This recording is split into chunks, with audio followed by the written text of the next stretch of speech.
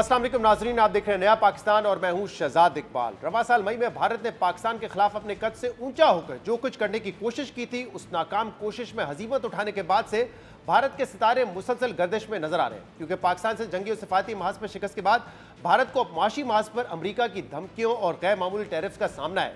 और सूरत हाल यह है कि वो भारत जो पाकिस्तान को तना करने के दावे करता था, आज आलमी स्टेज पर इसकी अपनी बेबसी वाज़ेह होते नजर आ रही है। और इसी बेबसी को दूर करने के लिए भारत ने जहां एक तरफ रूस से ताल्लुकात मजीद बढ़ाने की कोशिश तेज कर दी है, वहीं अब उसे चीन से ताल्लुकात बहाल करने का ख्याल भी आ गया है, जिससे भारत अमेरिका के साथ मिलकर काउंटर करने का ख्वाब देखता था। अहम बात यह कि भारतीय वजीर आजम नरेंद्र मोदी के दोस्त अमेरिकी सदर डोनाल्ड ट्रंप इस वक्त नरेंद्र मोदी और भारत के लिए सरदर्द बने हुए हैं। ट्रंप कभी भारतीय मईशत को मुर्दा मईशत कहते हैं, अमेरिकी कंपनियों को भारत से बाहर निकलने की हिदायत करते हैं, रूस से तेल खरीदने पर भारत पर इजाफी 25% टैरिफ का जुर्माना आयद करते हैं, और साथ ही हालिया पाक भारत जंग में तैयारे गिरने की तस्दीक और सीज फायर करवाने का क्रेडिट लेकर भारत की जगहसाई का बाइस बनते हैं। मगर सबके बावजूद नरेंद्र मोदी खामोश रहते हैं। भारत की ऑपोजिशन सवाल उठाती है, तनकीद करती है कि मोदी जी खामोश क्यों हैं, ट्रंप को जवाब क्यों नहीं देते, लेकिन नरेंद्र मोदी फिर भी ट्रंप का नाम नहीं लेते। मगर जहां अमेरिकी सदर के दावों पर नरेंद्र मोदी खामोश हैं, वहीं अमेरिकी सदर ट्रंप मुसलसल अपने इन दावों को दोहराकर मोदी के लिए मजीद सियासी मुश्किलात खड़ी कर रहे हैं, क्योंकि आज 36वीं बार अमेरिकी सदर डोनाल्ड ट्रंप ने पाकिस्तान और भारत के दरमियान सीज फायर कराने का बयान दोहराया है, जबकि आज आर्मेनिया और अजरबैजान के दरमियान दहाइयों बाद अमन मुआहिदा करवाने की तकरीब में ट्रंप ने यह बात भी दोहराई कि इस जंग में 5 से 6 तैयारे गिराए जा चुके थे, और अगर वो ये जंग ना रुकवाते तो दो जौहरी ताकतों के दरमियान लड़ाई मजीद बढ़ जाती। Through trade, I got things settled. With India, Pakistan, I think it was trade more than any other reason. That's how I got involved. I said, I don't want to be dealing with countries that are trying to blow up themselves and maybe the world. They're nuclear nations. That was a big one. Getting that one settled, I think you'd agree. That was a big one. And they were going at it. They were shooting airplanes out of the sky. 5 or 6 planes got shot down in their last little skirmish, and then it was going to escalate from there. And that could have gotten to be very, very bad. अमेरिकी सदर Donald Trump के इस बयान पर opposition जमात कांग्रेस ने एक बार फिर नरेंद्र मोदी को आड़े हाथों ले लिया है। कांग्रेस का कहना है कि ट्रंप ये दावा 36 बार दोहरा चुके हैं, और सवाल अब भी यही है कि मोदी ने मुल्क के वकार का समझौता क्यों किया। अहम बात यह कि सदर ट्रंप ने आज एक बार फिर किसी मुल्क का नाम लिए बगैर इस बात की तस्दीक की है कि इस जंग में 5 से 6 तैयारे गिराए जा चुके थे। और हम अपने प्रोग्राम्स में पहले भी भारतीय अस्करी क़यादत, भारतीय दिफाई माहिरीन, भारतीय ऑपोजिशन और बैनुल-अक़वामी रिपोर्ट्स का हवाला देकर ये बता चुके हैं कि अमेरिकी सदर का ये बयान भारत के जंगी तैयारियों की तबाही की ही तस्दीक करता है। मगर आज इस जंग के पूरे 3 माह बाद भारतीय एयर चीफ का इस हवाले से मजाक-ए-खेज बयान सामने आया है, जिन्हें 3 माह बाद ये बताने का ख्याल आया कि पाकिस्तान नहीं बल्कि भारत ने पाकिस्तान के 5 लड़ाका तैयारों समेत 6 तैयारे तबाह किए थे, जिनमें फजाई अड्डों के हैंगर्स में खड़े F-16 तैयारे और एक जासूस तैयारा भी शामिल है। 3 hangars that we attacked. One was, of course, Sukur, the UAV hangar, the Bholari hangar of AEWNC, and Jacobabad, the F-16 hangar. And we have indication of at least one AEWNC in that AEWC hangar, and a few F-16s which were under maintenance there.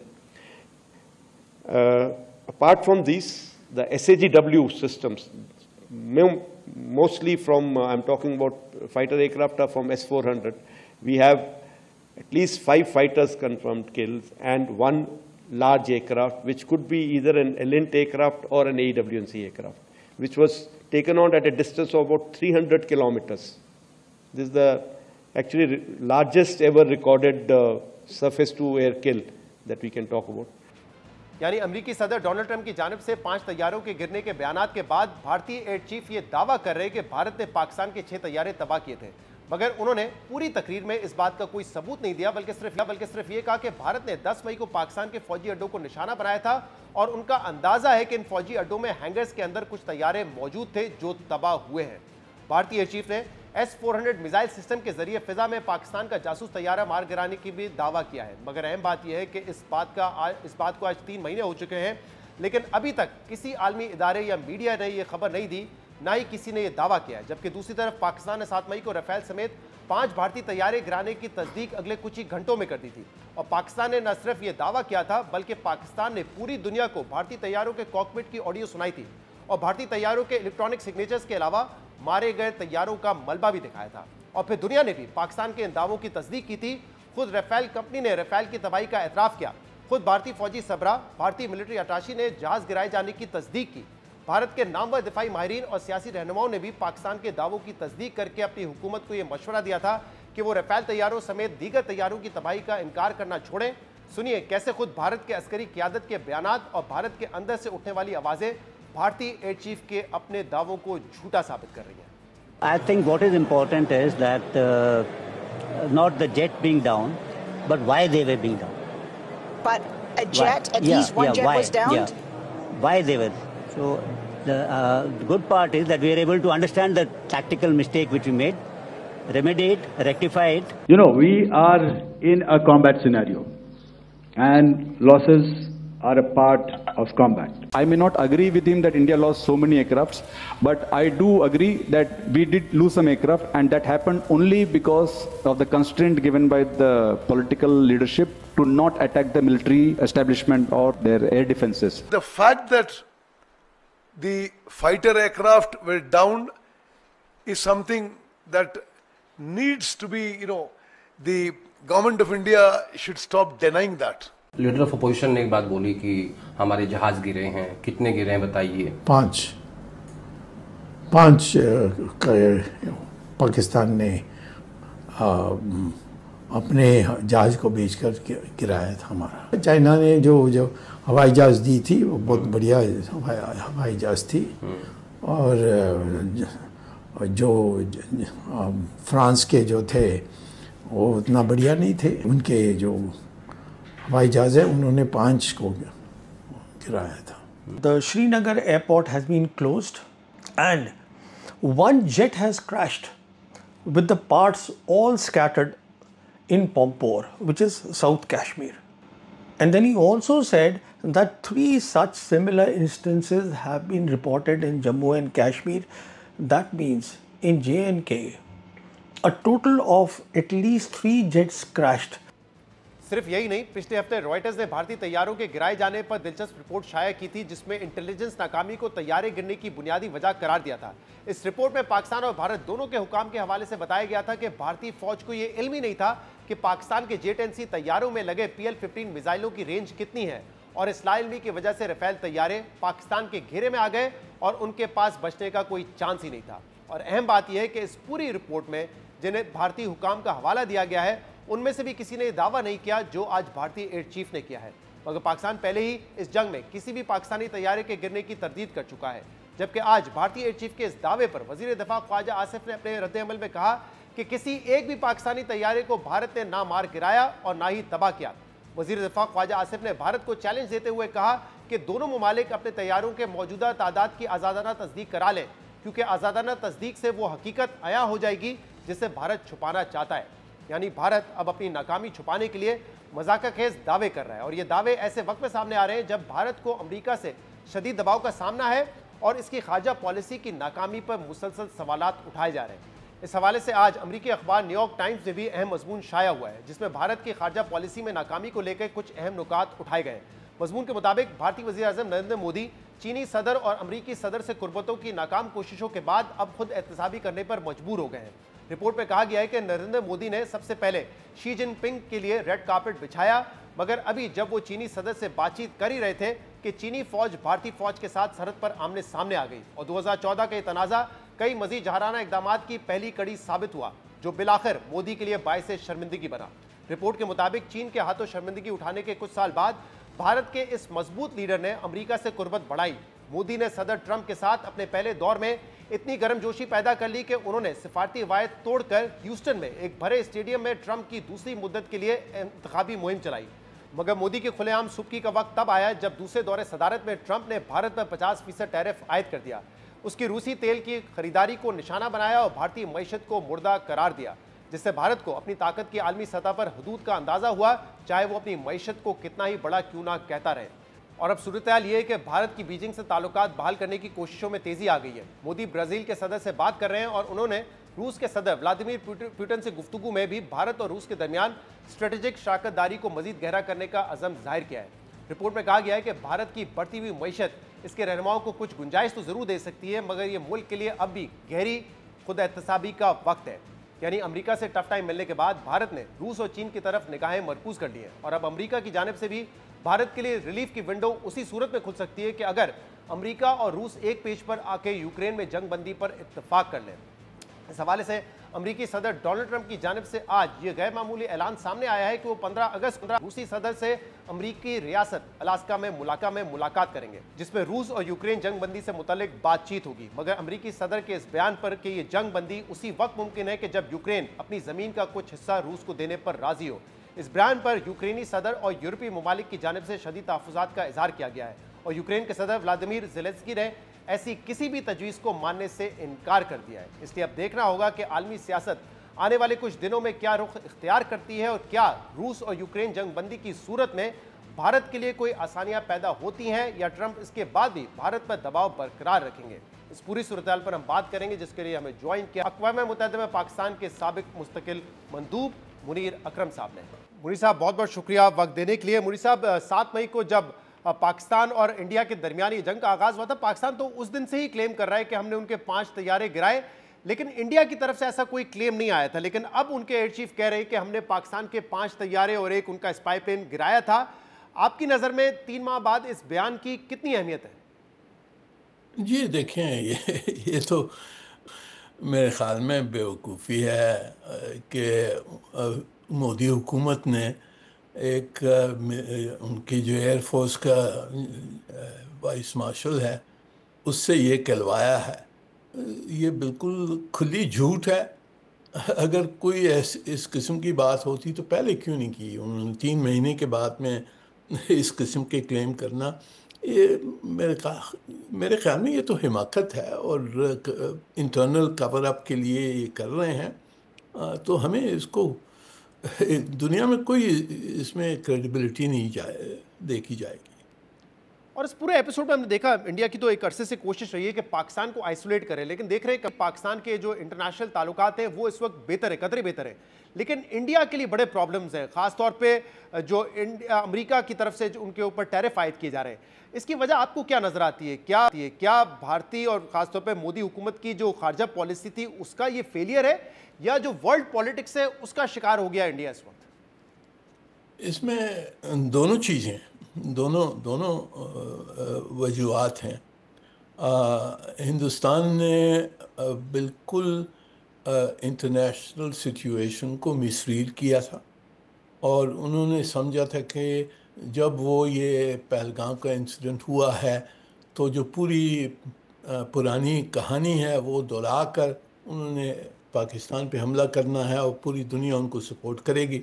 ये बिल्कुल गलत assessment थी, तो ये पहली गलती थी।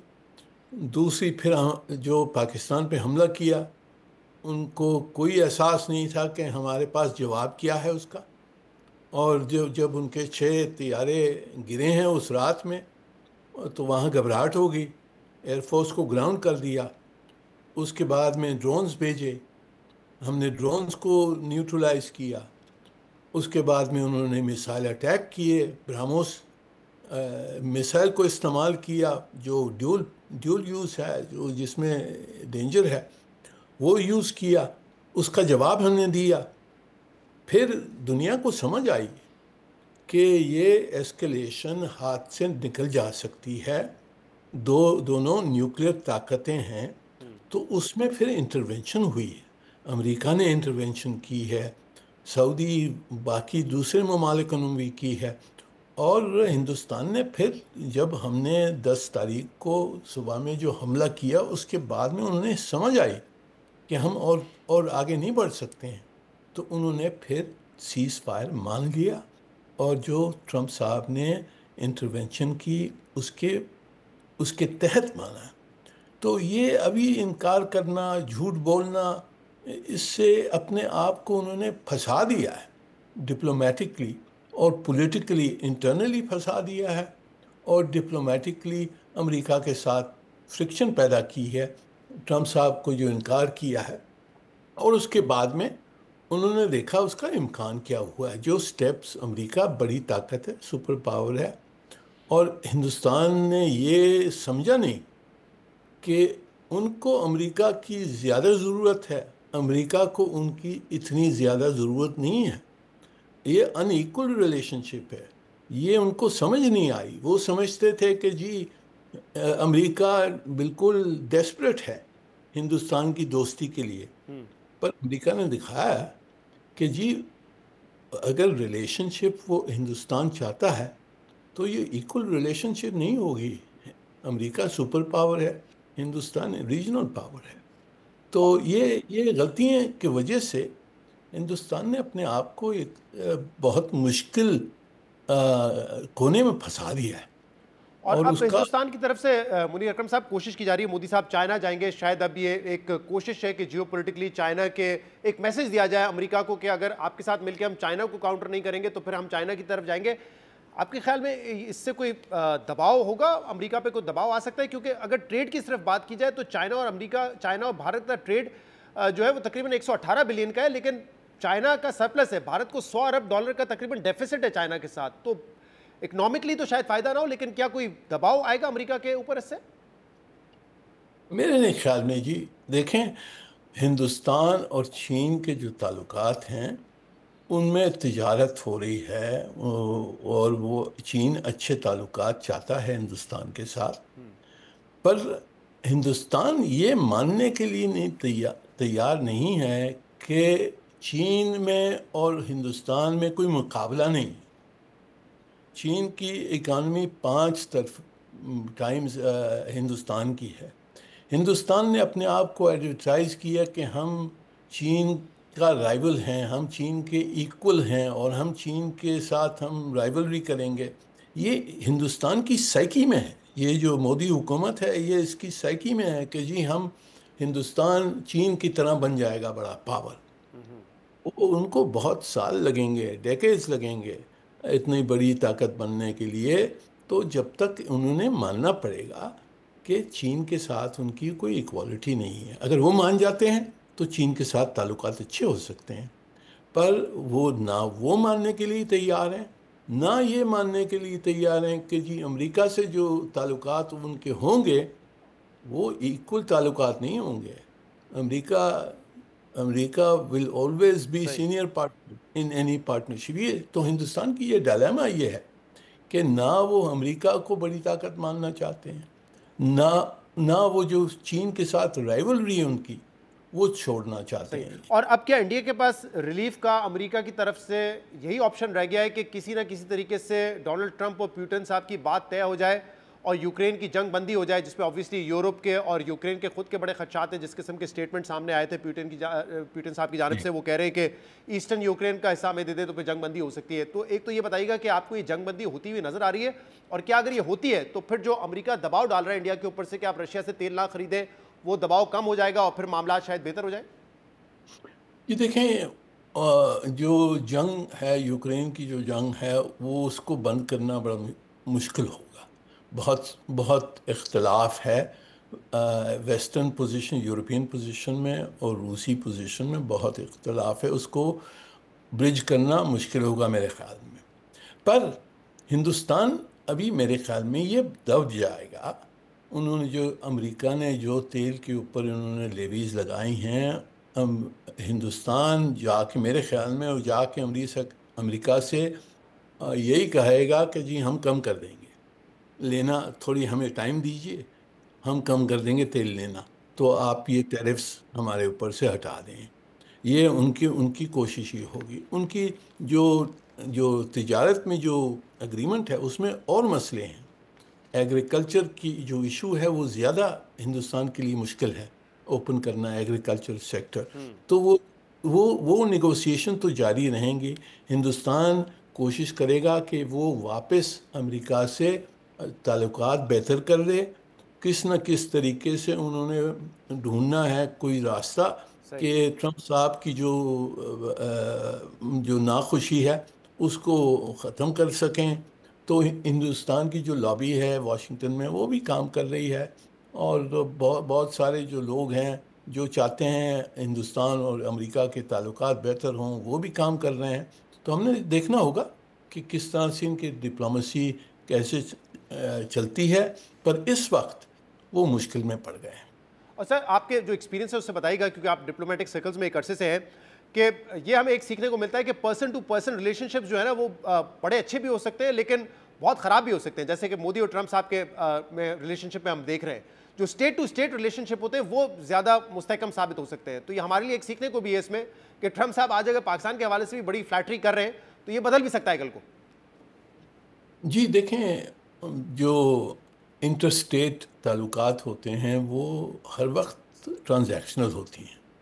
तो इस वक्त हमारी डिप्लोमेसी बहुत सही चली है, हमारी मिलिट्री कैपेबिलिटी ने हमें क्रेडिबिलिटी दी है हमारी डिप्लोमेसी को, और हमने डिप्लोमेटिकली ये दोनों अमेरिका से, और चीन से और दूसरे ममालिक हैं उन सब से हमने अपने ताल्लुकात अच्छे रखे हैं, अपनी हैसियत समझ के ताल्लुकात अच्छे रखे हैं। तो इसका हमने फ़ायदा उठाना है। हिंदुस्तान ने अपनी मगरूरी में उन्होंने बहुत सारी गलतियाँ की हैं। बहुत बहुत शुक्रिया, बहुत बहुत शुक्रिया। मुनीर अकरम साहब हमारे थे। प्रोग्राम में ब्रेक शामिल करते हैं, मजीद बात करेंगे इसके पास।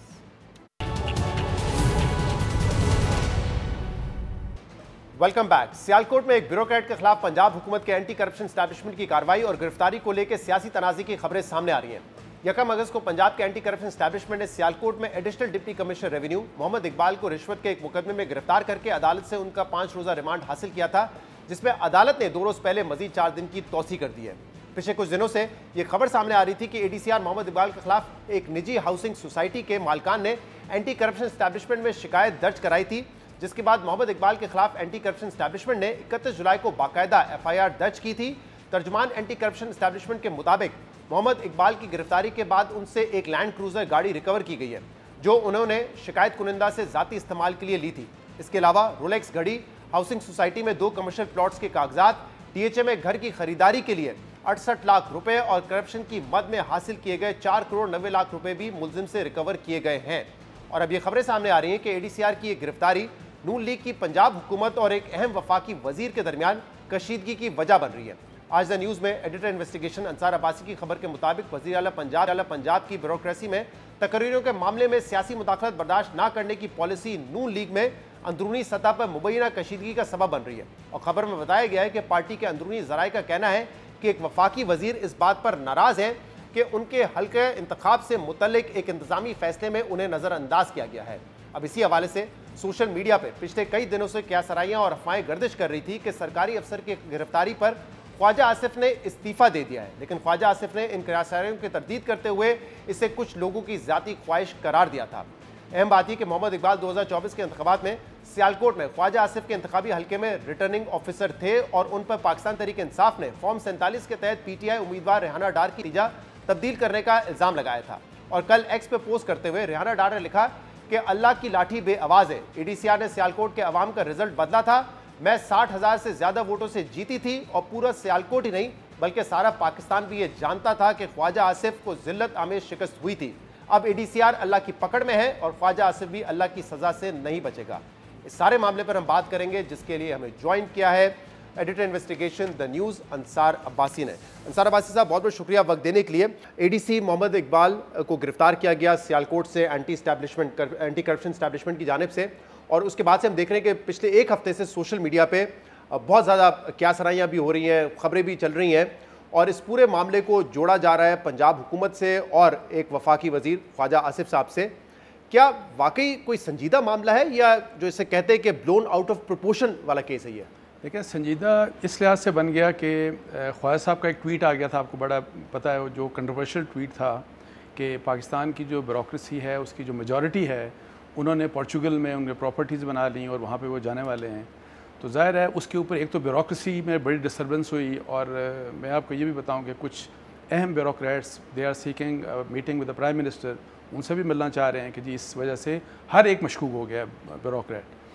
तो इनिशियल तो एक रिस्पांस रिएक्शन ये था जिसके ऊपर मैंने लिखा भी। उसके बाद फिर बेसिकली चूँकि ADC की जिस तरह आप बता रहे हैं कि जिस तरह उनका रिमूवल हुआ, उनके अरेस्ट हो गया, तो फिर वजह यानी कि क्या थी वजह, फिर ज़ाहिर है ये चीज़ें रिपोर्ट भी होना शुरू हो गई कि ADC के रिमूवल चूँकि सियालकोट के थे उस पर ख्वाजा साहब अपसेट थे। अब ख्वाजा साहब अपसेट थे, लेकिन रिमूवल हुई चीफ मिनिस्टर मरीम नवाज़ के कहने के ऊपर, उन्होंने इसका अप्रूवल दिया और मरियम नवाज़ पोस्टिंग ट्रांसफ़र्स के मामले में एडमिनिस्ट्रेटिव जो इश्यूज़ हैं ना ब्यूरोक्रेसी से रिलेटेड, उसके ऊपर वो किसी की बात नहीं मानती। तो ख्वाजा साहब को ज़ाहिर है इसके ऊपर दुख था कि ज़ाहिर है इतने सीनियर आदमी PMLN के, सो एक ख्वाजा साहब की ट्वीट की वजह से ये एक इशू बन गया। और इसी वजह से चूँकि आप देखें कि डिफरेंट जगह पहले ट्वीट डिस्कस हुआ और फिर ये ख्वाजा साहब का इशू हर जगह डिस्कस हो रहा है, इवन टेलीविजन चैनल्स के ऊपर डिस्कस हो रहा है। सो वो एक जो है ना कि एक आप रिफ्ट कहें या वट एवर, लोगों ने तो ये बात भी कह दी कि ख्वाजा साहब रेजिग्नेशन की तरफ भी जा रहे हैं, जो कि उन्होंने खुद डिनाई भी कर दिया। लेकिन एक बात बड़ी क्लियर है कि ही वॉज़ वेरी अपसेट कि जी उनको जिस तरीके से वहाँ से ट्रांसफ़र किया गया। और फिर वो ADC के हवाले से ये भी है कि जी वो जब इनके इलेक्शंस हुए जो कंट्रोवर्शियल इलेक्शंस थे, ज़ाहिर है उसमें RO भी शायद वही थे, ये जो ADC थे।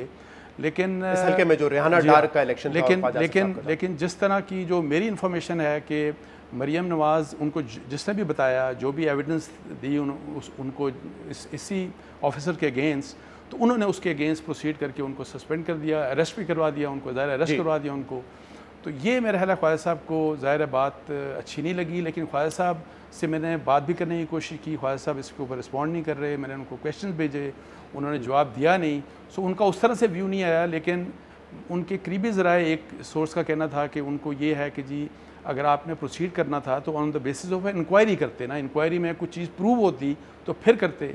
तो लेकिन दूसरी तरफ मैं आपको बताऊँ कि पंजाब गवर्नमेंट के एक वन ऑफ द हाईएस्ट जो अथॉरिटीज़ हैं पंजाब में, उनसे मेरी बात हुई तो उन्होंने कहा देखें ख्वाजा साहब ये कहते हैं तो यहाँ तो रिकवरीज भी हो चुकी हैं, तो आप क्या किस इंक्वायरी की बात कर रहे हैं। सो एनी हाउ ये एक इशू फिर बन गया, अब हर कोई डिस्कस कर रहा है इसको। हाँ, लेकिन मैं ये जानना चाह रहा था कि उन्होंने तो खुद ये ट्वीट किया हुआ था कि एक तो उन्होंने वो पोर्चुगल वाली बात की कि वो वहाँ पे सिटीजनशिप ले लेते हैं ब्यूरोक्रेट्स, दूसरा फिर वो कह रहे हैं कि जो असल करप्शन होती है वो तो ब्यूरोक्रेट्स करते हैं, ठीक है, सियासतदान तो ऐसे ही मारे जाते हैं, वो तो बहुत बाद में आते हैं। तो वो तो खुद ये ट्वीट कर रहे हैं ब्यूरोक्रेट्स के खिलाफ। तो यहाँ पे फिर ये कैसे समझा जाए कि वो चाहते थे कि पहले इंक्वायरी और फिर गिरफ्तारी हो? ये दो तो अच्छा देखें, ये मेरी इतलात हैं और मैं ये चाहूँगा कि अगर ख्वाजा साहब को इस पे एतराज़ है तो अपना व्यू पॉइंट दे दें।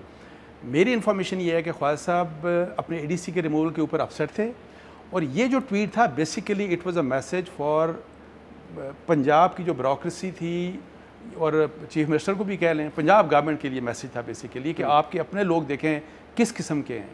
अच्छा, मैंने फिर ये पूछा कि अपने लोग, ये जो पोर्चुगल वाली बात तो दुरुस्त हो ही नहीं सकती, मतलब है कि ये तो बड़ा एग्जेजरेटेड है ना, स्वीपिंग स्टेटमेंट है कि पाकिस्तान की आधी से ज़्यादा ब्यूरोक्रेसी के वहाँ पे उन्होंने प्रॉपर्टीज़ ले ली हैं।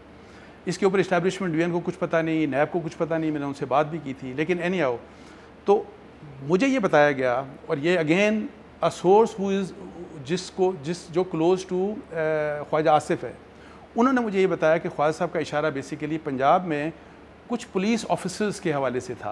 अब वो पुलिस ऑफिसर 5 हैं, 10 हैं, 15 हैं, व्हाटएवर, और एक नाम भी उन्होंने कोई दिया था, छोटा सा नाम, पूरा तो नहीं दिया था किसी एक सब्सिक्वेंट एक ट्वीट में, लेकिन वो नाम जो था वो भी शायद किसी पुलिस वाले का था। सो वो बेसिकली कुछ पुलिस वालों का इशारा था कि आप अपने पुलिस वालों को देख लें कि वो किस तरह के लोग हैं और आपने किस बंदे के अगेंस्ट एक्शन ले लिया। सो ये एक वो लड़ाई है जो लोगों के सामने नहीं है। जो आपको डिसाइफर अगर करना है तो इसकी डी कोडिंग करनी है तो मैं और आप नहीं कर सकते। ये फिर वही आपस में जाने के क्या एक दूसरे को बात करें, लेकिन ये मेरी इतलात हैं। और एंड आई वुड वांट कि अगर ख्वाजा साहब समझते हैं कि ये बात मैंने गलत की है तो मैं आई वुड वेलकम कि जी वो आपके भी बात करें और हमें भी बताएं। मैं news on the face of it जो उनके रेजिग्नेशन वाली बात थी, इस्तीफे वाली बात थी, वो तो उन्होंने तहदीद कर दी। वो तो गलत, ऐसी कोई हकीकत थी इसमें? नहीं, मेरे पास ऐसी कोई इन्फॉर्मेशन नहीं। देखिए, हकीकत का मुझे नहीं पता, लेकिन मेरे पास ऐसी कोई इन्फॉर्मेशन नहीं है कि उन्होंने इस्तीफा दिया, वो उन्होंने डिनाई भी कर दिया। और यही बात पाकिस्तान पीस पार्टी और PMLN के दरमियान सबसे बड़ा रिफ्ट पंजाब में यही है।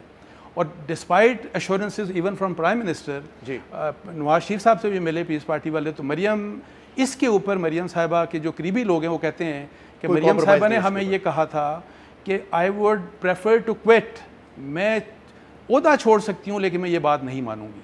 तो अगर फ़र्ज़ करें इस बात के ऊपर डटी हुई हैं तो मेरा ख्याल है it needs to be appreciated. और ये सारा ब्यूरोक्रेसी पाकिस्तान की जो तबाह हुई है वो पोलिटिसाइजेशन की वजह से। पीपल्स पार्टी भी जो बार बार कह रही थी कि हमारे लोगों को एटलीस्ट उन हलकों में कॉन्टेक्ट करें जहां पे हमारे MP है, उसको नहीं किया गया, वो भी बात नहीं सुनी गई। वो भी सबको पता है, नहीं वो खुद कहते नहीं सुनी। तो फिर ये वाला मामला, क्योंकि प्राइम मिनिस्टर शहबाज शरीफ और मरियम नवाज साहिबा के हवाले से भी सुनने में आता रहा है कि कोई बहुत ज़्यादा अच्छे क्लोज रिलेशनशिप नहीं रहे, उनके इख्तलाफात उनके सियासी तौर पर भी माजी में मौजूद रहे। तो क्या ये अगर हकीकत है इसमें सारे मामले में, क्योंकि ख्वाजा सिर्फ एक सीनियर रहनुमा है, PMLN के डिफेंस मिनिस्टर हैं, तो क्या इससे भी इख्तलाफात मजीद बढ़ जाएंगे वफाक और पंजाब के दरमियान? देखें, मेरा नहीं ख्याल कि बढ़ सकते हैं, क्योंकि जो ग्रेटर गोल है ना, देखें, या जो सिस्टम है, इस सिस्टम के गारंटोर्स बहुत ज़्यादा हैं। आपको भी पता है, मुझे ही पता है। और जो इस पूरे सिस्टम को बेसिकली संभाले हुए हैं ना, वो इन सब से बहुत ताकतवर हैं। तो मेरा नहीं ख्याल कि इससे कोई बड़ा मसला होगा। लेकिन मैं सिर्फ एक बात कह रहा हूँ कि हमारी सियासत में अनफॉर्चुनेटली, और इवन ये काम जो मैं कह रहा था ना कि पोलिटिसाइजेशन ऑफ द ब्यूरोक्रेसी के आगे रुकावट बनना, ये मियाँ साहब नहीं कर सके थे। इवन शहबाज शरीफ साहब, जिनकी वैसे एडमिनिस्ट्रेशन के मुतालिक सब लोग तारीफ़ करते हैं, वो भी इसको इस तरह से नहीं कर सके थे। सो अगर फ़र्ज़ करें कोई भी करे, इवन अगर KPK में कोई करता है, सिंध में करता है, तो ये वो चीज़ है जो कि which is good for the bureaucracy, Pakistan की ब्यूरोक्रेसी को ठीक करने के लिए और गवर्नेंस के लिए बहुत गवर्नेंस के लिए बहुत इम्पोर्टेंट। क्योंकि बुज़ा साहब के टाइम पे हमने बड़ा ये सुना था कि बहुत ज़्यादा ट्रांसफर पोस्टिंग होती है, इल्जामात भी उनके ऊपर लगे, फरागूगी साहिबा के ऊपर भी लगे कि वो कैसे ले रहे हो, तो ये गवर्नेंस के लिहाज से भी इंपॉर्टेंट है। बहुत इंपॉर्टेंट है, गवर्नेंस के लिहाज से बहुत इंपॉर्टेंट। बहुत बहुत शुक्रिया। अंसार अब्बासी साहब हमारे साथ मौजूद थे। नाज़रीन, प्रोग्राम में एक तक मजीद बात करेंगे। Stay with us. Welcome back. Khyber Pakhtunkhwa के कबायली अजला में सिक्योरिटी की बिगड़ती सूरत-ए-हाल के बाद कबायली उमाइदीन और मकामी लोगों की जानिब से अमन की कोशिशों के लिए जिन मुज़ाकरात का सिलसिला शुरू किया गया था, अब उसमें डेडलॉक की खबरें सामने आ रही हैं, क्योंकि इन कबायली उमाइदीन ने बाजौड़ में होने वाले जिरगों में कलअदम TTP से इलाका छोड़ने का मुतालबा किया था, जबकि इलाके में सिक्योरिटी ऑपरेशन की मुखालफत भी की गई थी। मगर जिरगों के 7 राउंड खत्म होने के बाद फरीकैन के दरमियान मुज़ाकरात किसी नतीजे पर पहुंचने में नाकाम रहे। कलअदम TTP ने इलाका छोड़ने से इनकार कर दिया है, जिसके बाद खबरें हैं कि सिक्योरिटी फोर्सेज ने मकामी लोगों को इलाका छोड़ने का ऑप्शन देते हुए इलाके में ऑपरेशन जारी रखने का इरादा जाहिर कर दिया है। खैबर पख्तूनख्वा के कबायली इलाकों में सूरत-ए-हाल किस तरफ जा रही है, इस पर बात करने के लिए हमारे साथ मौजूद है पेशावर में द न्यूज़ के रेजिडेंट एडिटर अरशद अजीज मलिक। अरशद साहब, बहुत बहुत शुक्रिया वक्त देने के लिए। इस हवाले से आज आपकी खबर भी थी कि 7 राउंड हो चुके हैं जिरगे के, लेकिन कोई ब्रेक थ्रू नहीं हुआ है।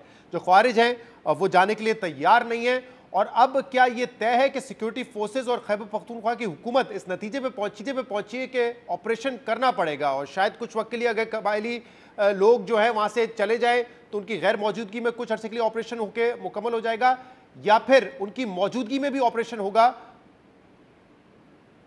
शुक्रिया शहजाद। दरअसल ये है कि खैबर पख्तूनख्वा में इस वक्त 2 किस्म के जरगे जारी हैं। एक जरगे वो हैं जो कि वज़ीर आला साहब उनके साथ मिल रहे हैं। अभी तक वज़ीर आला साहब ने ज़म अज़ला के 7 डिस्ट्रिक्ट्स जो हैं उनके अमायदीन मशरान के साथ जरगे किए हैं। आज का आखिरी जरगा कुर्रम के साथ चल रहा था, जो अभी ख़त्म हुआ है। बाजौड़ के कुछ लोग आए हुए हैं, उनसे दोबारा मुलाकात हो रही है, एक दफ़ा हो चुकी है।